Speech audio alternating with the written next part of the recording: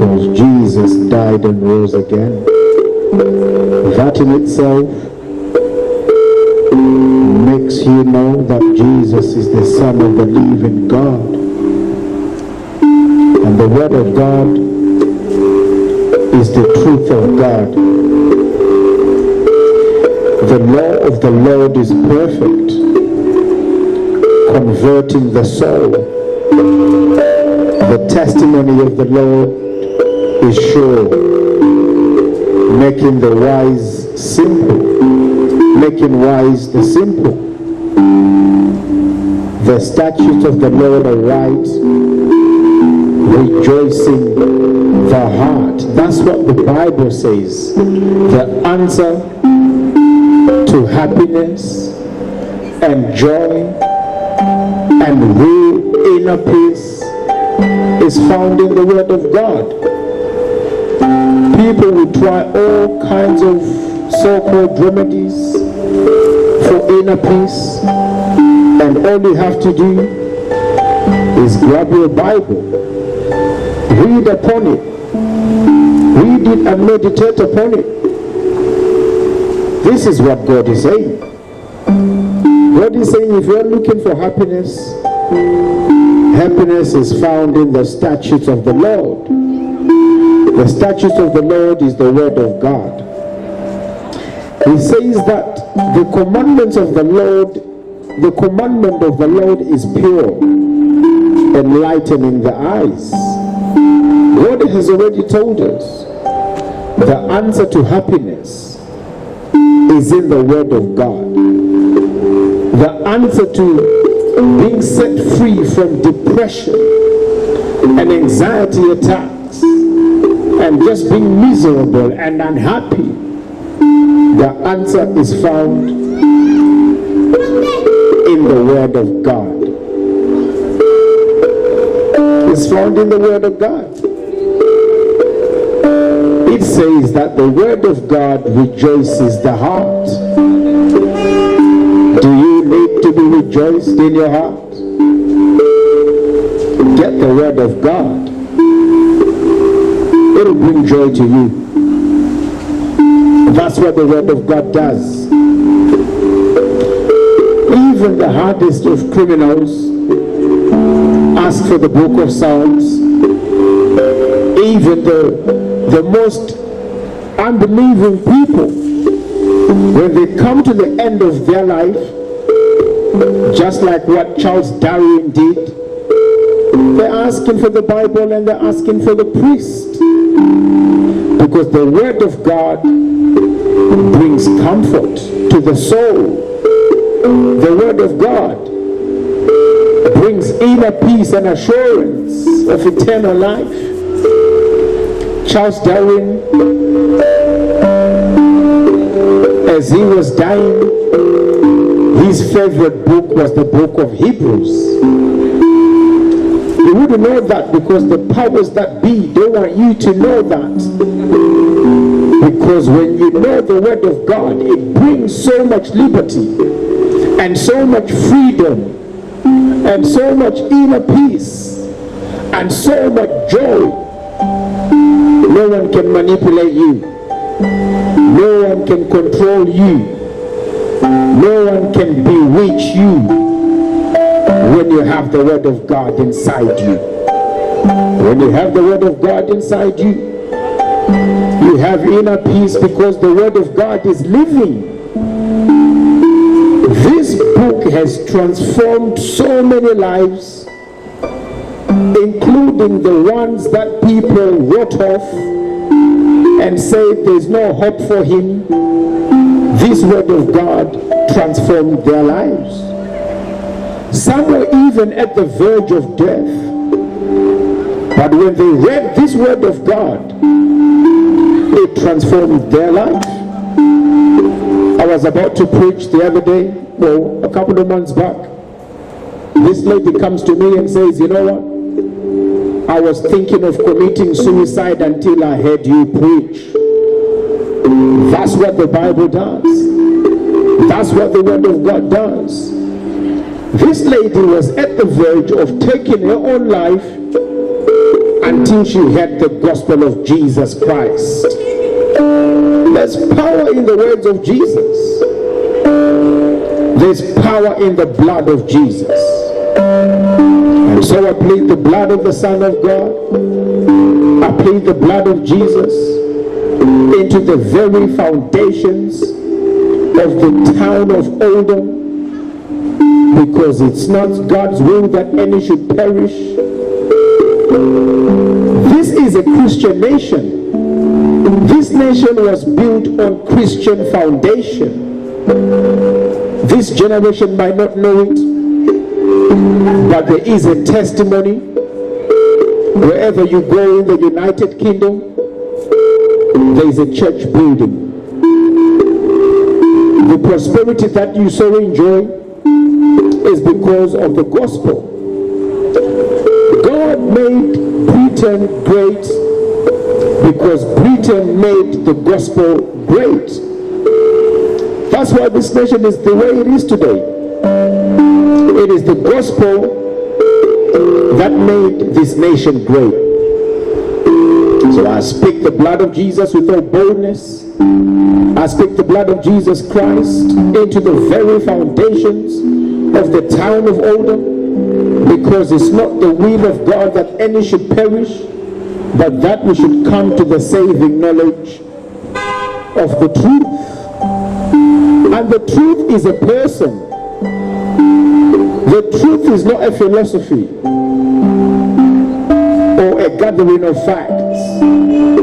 The truth is a person, and the person has a name, and his name is Jesus. Yes.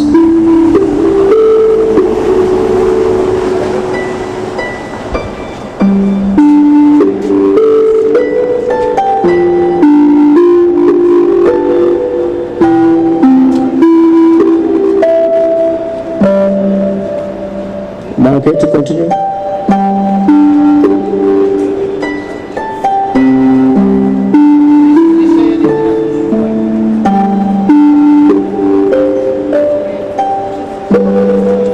The truth is a person. The person has a name, and his name is Jesus, the Son of the living God. It's so amazing when people walk past, some acknowledge and some shake their heads. You're all right.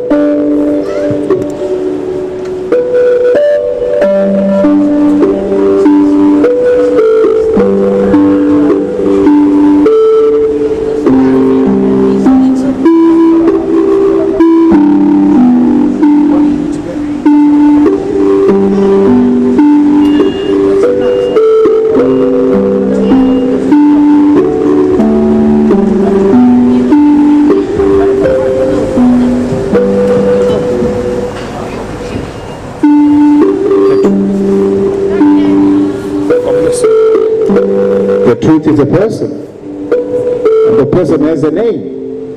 His name is Jesus. Jesus Christ, the Son of the living God.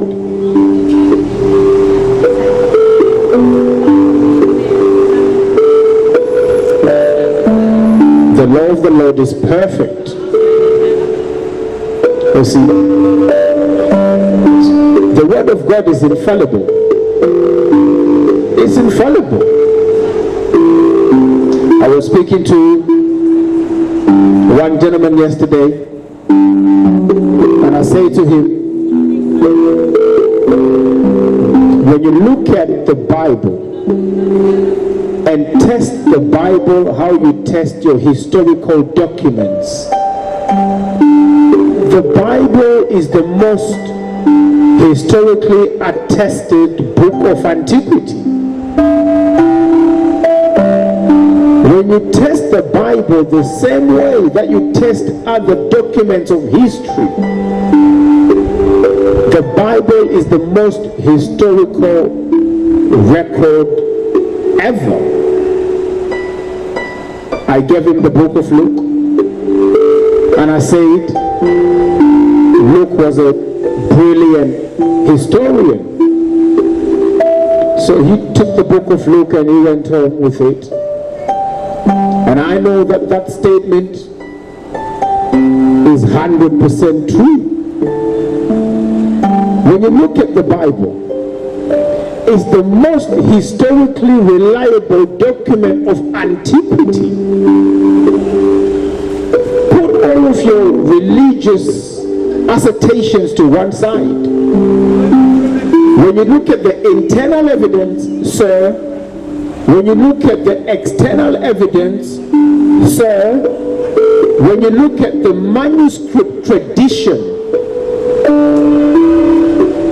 you see, when I say this, right, they go, oh no, it's not, they walk away, but they don't prove to me what I'm saying. They don't prove to me that what I'm saying is wrong. Come back and prove to me that the Bible is an unreliable historical document. I've got time for you. Come back if you want to have a chat. But otherwise, when you look at how the Bible was written and preserved, when you look at what they call manuscript tradition, and those that dabble in history know what I'm talking about. There's that thing called manuscript tradition. The textual transmission from one document to another. They didn't have printers in the day, so they used to copy by handwriting, handwritten copies of the Bible. If you go to John Ryland's library in Deans in Manchester, they have a handwritten copy of the Gospel of John from the 1st century. So you know the Bible is historically reliable because that's just 1 out of 5,600 and odd handwritten copies. Don't wile me. I know my Savior. So I speak the blood of Jesus into the very foundation of the town of Oldham.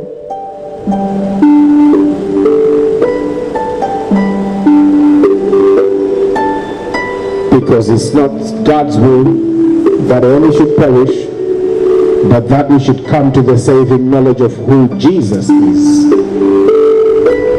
Jesus is the Son of God. That's what he said about himself. I plead the blood of Jesus into the atmosphere and the heavens above Oldham for the pulling down of principalities and powers, thrones and dominions, spiritual wickedness in the heavenly places, the rulers of the darkness of this world. I use the blood of Jesus to remove from the minds of the people of Oldham any misconception about the gospel, because God's got nothing but love for you. I plead the blood of Jesus into the spirit and soul of the people of Oldham, because the hour is come. The hour has come for the spiritually dead to hear the voice of the Son of God and live again.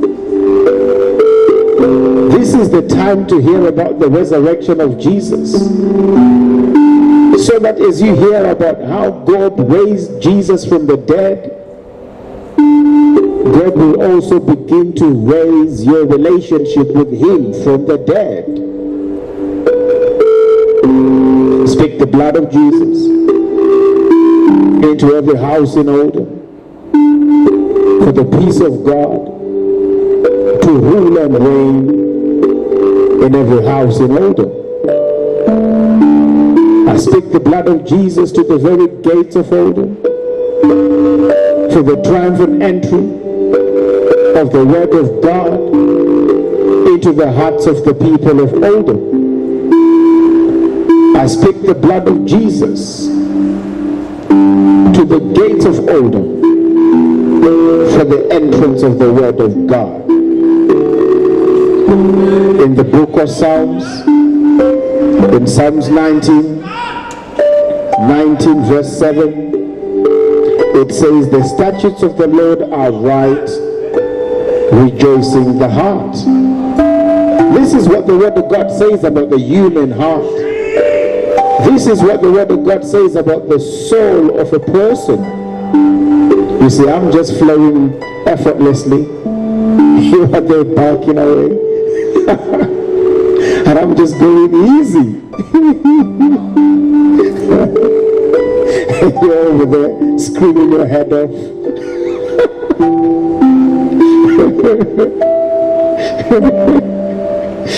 Oh my God.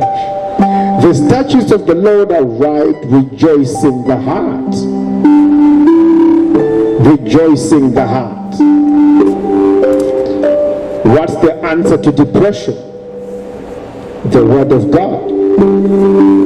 What's the answer to anxiety? The word of God. What's the answer to misery? The word of God.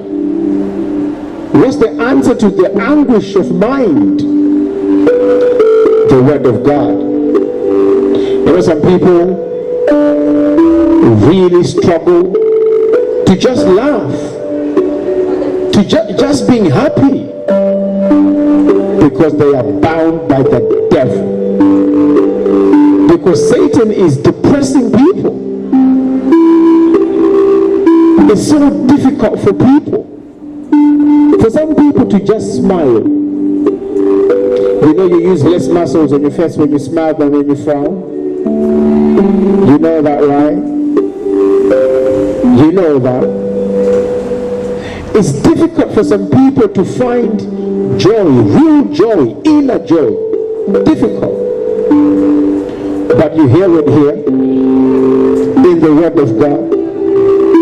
God is giving you answer. It says that the statutes of the Lord are right, rejoicing the heart. Happiness is found in Jesus. Not in a spliff, not at the bottom of the pines, not in drugs, but in Jesus. Nicotine doesn't even rejoice your heart. It doesn't do it. It's just an addiction. That's just gonna mess with your health.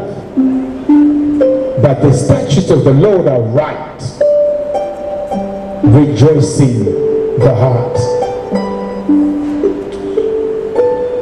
Real peace is found at the cross of Jesus Christ.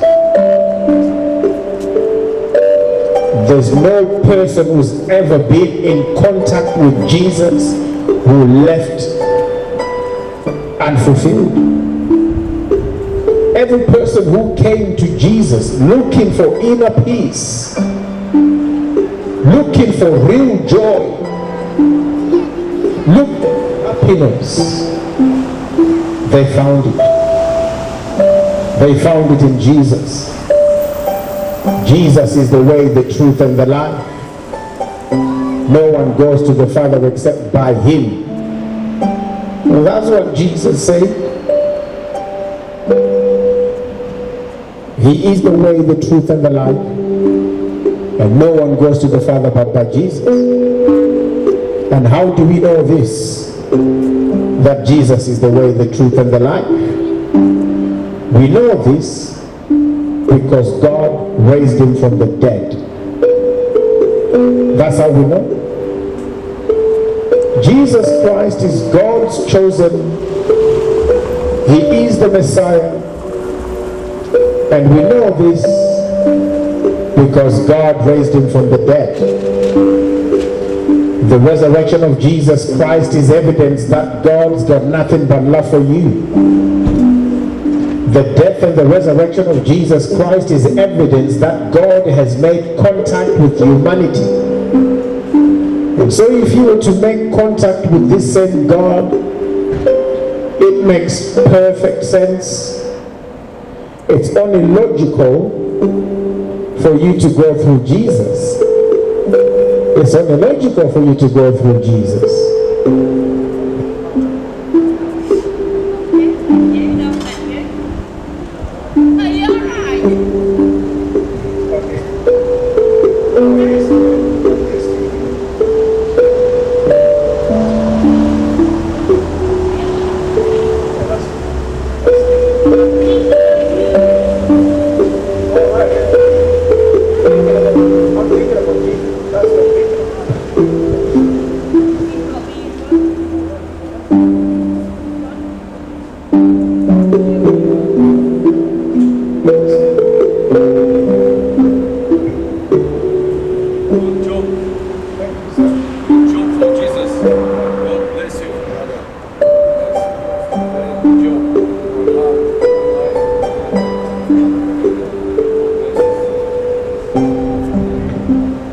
Hallelujah. Praise the Lord. So God raised Jesus from the dead. And as God raised Jesus Christ from the dead, God was bringing back to life that relationship we once had with Him. There was a time when Adam and Eve could do face to face with God. Adam and Eve could walk with God in the Garden of Eden, hand in hand. They would talk to God face to face, Adam and Eve. But when sin came into humanity, into man, death followed sin. And God confronted Adam and Eve and said to them, who told you you were naked? Did you eat of the tree of the knowledge of good and evil that I told you not to eat? Instead of apology, Adam is blaming the missus, and the missus is blaming the snake. It always works out like that. That's what happens. In an argument, it's always the missus' fault. This is guys for you. This is what we do as guys, right? And Eve said, oh, the serpent beguiled me. And because Adam and Eve refused to repent, the entire human race inherited that spirit of refusing to repent. So when Adam and Eve were kicked out of the Garden of Eden, the entire human race was sent out of the Garden of Eden. This is why it's difficult for people to hear God. This is why it's difficult for people to feel God. This is why it's difficult for people to know when they pray and when they do their religious exercises that what they've done is actually good enough to end them heaven. This is why people feel disconnected from God. Because of Adam and Eve. The only way you can come back into fellowship with God is through the blood of Jesus. There's no other way. There's no other way. And we know that there's no other way because of all the people who came claiming that they were speaking on God's behalf. There was only one of them whom God raised from the dead, and that's Jesus. Of all the priests, of all the philosophers, of all the prophets, of all the gurus and the wise men and the religious founders, all of them, they came and they claimed that they had a message from God, but there was only one that God raised from the dead, and that's Jesus. That's Jesus. If you say that you're coming from God, God bless you. If you claim that you have a message from God, well, we want to see the life of God in you. If you claim that you came from God, that God sent you with a message, we want to see the life of God in you. And Jesus did it. He rose from the dead. The resurrection of Jesus Christ shows you that the life that's in Jesus Christ is God's very own life. The blood that flows through the veins of Jesus, the blood of God Himself. Praise the Lord. Jesus proved it. He demonstrated to us that He had the life of God in Him, that He has the life of God in Him by the resurrection from the dead. So I plead the blood of Jesus into the very foundations of the town of Owen, because it's never God's will that any should perish, but that we should all come to the saving knowledge of Jesus Christ, the Son of God. I plead the blood of Jesus into the atmosphere above all, into the heavens above Odom for the pulling down of principality and power and demonic stronghold in Jesus' name. Speak the blood of Jesus Christ into the spirit and soul of the people of Odom, because the time has come for those whose relationship with God is dead, that they should hear the voice of the Son of God, Jesus, and bring back that relationship back to life. Plead the blood of Jesus into every house in Odom, for the peace of God to rule and reign in the homes of the people of Odom. In Jesus' name, amen and amen.